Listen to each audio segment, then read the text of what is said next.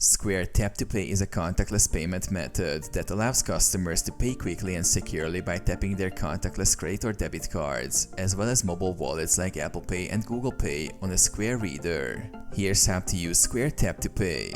Set up Square Reader. Ensure your Square Reader is compatible with Tap to Pay. Square offers readers that support magstripe, chip cards, and contactless payments. Connect your Square Reader to your device via Bluetooth or the headphone jack. Activate Tap to Pay. Tap to Pay is usually enabled by default on Square Readers that support contactless payments. If not, you may need to update your Square Reader firmware through the Square Point of Sale app. Accept payments. When a customer is ready to pay, they can simply tap their contactless card or mobile device on the Square Reader. The payment amount will automatically be detected. Complete transaction. Square processes the payment securely and quickly.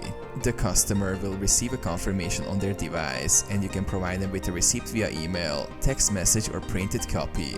Manage transactions. All tap-to-pay transactions are recorded in your Square dashboard, where you can track sales, view reports, and manage your business finances.